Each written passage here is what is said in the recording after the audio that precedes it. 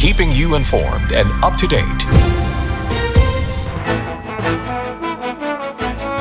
May adlaw Usamis, may adlaw Pilipinas. Welcome sa 907 FM News Break, ang inyong kasaligan nga kasayuran sa labing bagong balita sa syudad o sa tibo, Pilipinas. Sa mga headlines karong adlaw, Misamis Occidental usa sa pinakapaspas nga ekonomiya sa Mindanao. Ang barangay sa Usamis hugot ka nagpatuman sa kampanya batok sa dengue. LGU Usamis nag-turnover og ICT equipment sa BFP Usamis. Naghatag og dugang kusog sa fire safety operations. Usamis City nagadawat sa 2024 Good Financial Housekeeping Seal, pagbaligon sa transparenting pangagamhanan. Og sa atog mga detalye, Misamis Occidental usa sa pinakapaspas nga ekonomiya sa Mindanao. Nagpadayon ang Misamis Occidental sa pagpaligon sa iyang posisyon isip usa ka kusog nga ekonomiya nga nakaangkon sa ikaupat nga pwesto sa pinakapaspas nga ekonomiya sa Mindanao, uban ang 6.7% nga growth rate sa 2023. Nakabud usab sa lalawigan ang top 9 nga pwesto sa labing dakong ekonomiya sa Mindanao. May 3.53% nga kontribusyon sa kinatibuk ang kusog sa ekonomiya sa tibok rehiyon. Kini nga kalampusan usa ka buhing pagmatuod sa walay kapugan nga pag-asenso sa Misamis Occidental, ilalom sa pagpangulo ni Governor Henry Waminal. Ang iyang estratehikong programa ug pagpasiugda sa infrastruktura, agrikultura, lokal nga industriya ug turismo nakahatag og dakong epekto sa ekonomikanhong kalambuan ug nagmugna og daghang oportunidad alang sa mga Misamisnon. Ang paspas nga pagtubo sa ekonomiya sa lalawigan nagpamatuod sa iyang potensyal isip usa ka sentro sa negosyo ug kalambuan nga nagpaligon sa katuyuan nga masiguro ang kahapsay, kalambuan ug kalipay alang sa tanang lumulupyo. Uban sa nagpadayong pagpaningkamot sa panggobyerno nga naglangkob sa pagligon sa ekonomiya ug padayon nga pag-asenso, andam na ang Misamis Occidental sa mas dakong kalampusan sa umaabot nga mga tuig. Mga barangay sa Usamis hugot nga nagpatuman sa kampanya batok sa dengue.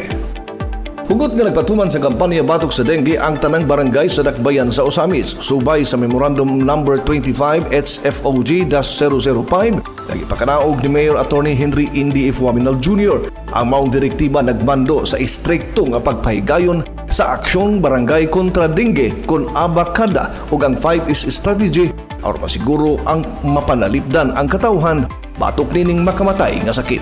Ubos sa liderato ni ABC Vice President City Councilor Jun Carlo Moralion, ang tanang barangay hugot nga misanong sa maong direktiba. Nagpakita sa ilang tibuok sa suporta sa pagpaningkamot sa padayon asenso Usamis Administration aron maprotektahan ang panglawas sa katawhan. Ang pagpasiugda sa limpyo ug hapsay nga palibot pinaagi sa 5S strategy, search and destroy, self-protection measures, seek early consultation, support fogging, and sustain hydration, nagpabiling sentro sa ilang mga kalihukan. Ang panawagan ni Mayor Waminal sa tanang barangay nga magtinibangay batok sa dengue, gisagubang sa kusog nga pagtinibangay sa katawhang Usamisnon. Dili lamang ang mga opisyal sa barangay ang naglihok, apan nakip na usab ang mga residente nga voluntaryong nagpakabana sa paglimpyo sa ilang palibot. Pagpangita og pagwagtang sa mga lugar nga posibleng mahimong breeding ground sa lamok nagdala sa dengue virus. Sumala pa ni City Councilor Jun Carlo Moralion ang kaluwasan ug panglawas sa matag Usamisnon atong labing giuna. Ang walay puas nga suporta sa atong mga kabarangayan nagpamatuod nga ang atong kampanya batok sa dengue usa ka tinuod nga pagpaningkamot sa nakabot pinaagi sa panaghiusa. Gisiguro sa mga barangay nga padayon ang ilang pagpahigayon sa information drive, fogging operations ug monitoring sa mga balay ug eskwelahan aron mapugan ang pagsaka sa kaso sa dengue. Ang mga opisyal nagpaligon usab sa ilang koordinasyon sa City Health Office aron mas mapaspasan ang pagresponde sa mga nataptan sa sakit ug masigurado nga ang tanang komunidad protektado. Kini nga ligon nga kampanya sa dakbayan sa Usamis nagpakita nga pinaagi sa panaghiusa, disiplina ug aktibong partisipasyon sa katawhan, mahimo nga mapildi ang dengue ug mapanalipdan ang panglawas sa matag Usamisnon. LGU Usamis nag-turnover og ICT equipment sa BFP Usamis, naghatag og dugang kusog sa fire safety operations. Padayon ang suporta sa lokal nga pangagamhanan sa Usamis City sa Bureau of Fire Protection pinaagi sa pag-turnover sa mga modernong ICT equipment nga makatabang sa mas epesyenteng operasyon sa ahensya. Gidawat ni Fire Chief Inspector Carmelo Lito Dionela ang City Fire Marshal sa Dakbayan ang mga laptop, computer set, aircon, projector, printer ug uban pang gagamitan ibang apod-apod sa mga fire station sa syudad. Mapasalamaton siya ngadto ang City Mayor Attorney Henry Indy Ifominal Jr. ug sa Osami City Council tungod sa ilang walay puas nga dedikasyon sa public safety.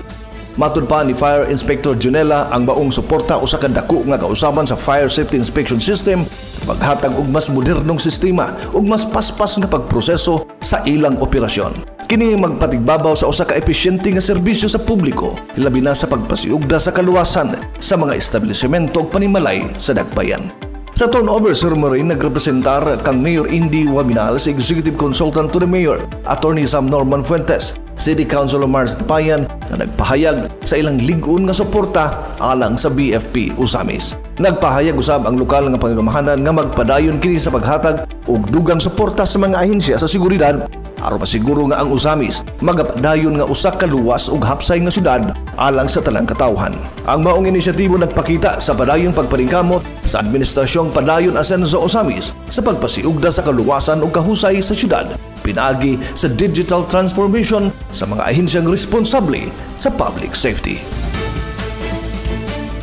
Osami City nagadawat og 2024 Good Financial Housekeeping Seal pagpalig-on sa transparent government.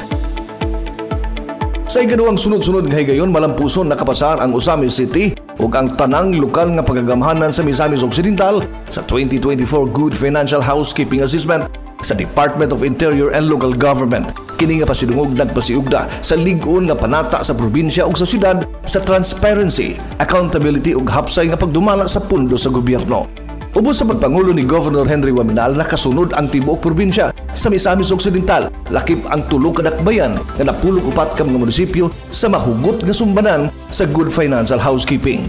Kini nagpasabot nga ang matag LGU sa probinsya hingpit nga nakatuman sa full disclosure policy nga nagsunod sa saktong mga lagda sa pagdumala sa pundo ug bituman sa regulasyon sa Commission on Audit. Tungod sa kini nga kalampusan, nagpadayod ang Misamis Occidental sa maayong dungog ug responsable ug transparent nga financial nga pagdumala nga nagsiguro nga ang pundo sa katawhan gigamit sa tukma, epektibo ug matinud-anon nga paagi.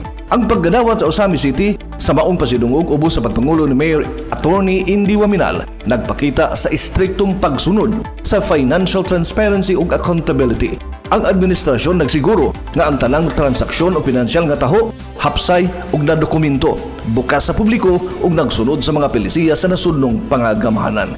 Pinaagi sa kini nga pagkailala, nagpalig-on sa syudad ang kredibilidad niini sa pagdumala sa pundo sa gobyerno. Mahinungdanon nga mas madasigon ang mga mamuhunan ug ang mga ahensya nga naghatag og pundo alang sa mga programa sa pagpasenso.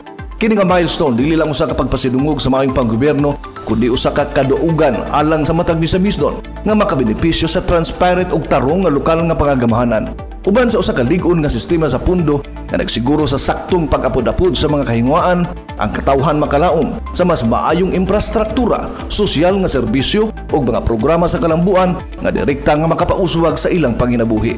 Samtang ang dakbayan sa Usamis ug ang probinsya sa Misamis Occidental magpadayon sa kini nga dalan, ang katawhan makalaom sa malungtaron nga progreso, lig-on nga pagsalig sa gobyerno ug usa ka pangagamhanan nga nagpanalipod sa integridad sa pinansyal nga pagdumala. Mao kini ang pinakabagong nga balita sa 907 FM Newsbreak. Magpabilin nga updated sa mga panghitabo sa dakbayan ug sa tibok Pilipinas. Ang Newsbreak hatod ganato sa Asenso Pinoy Party List, numero 70 sa inyong baluta. Daghang salamat og padayon sa pagserbisyo alang sa tinud-anay nga pag-asenso. Para sa Misamis Agenda, Bal Cabrera, News you can use.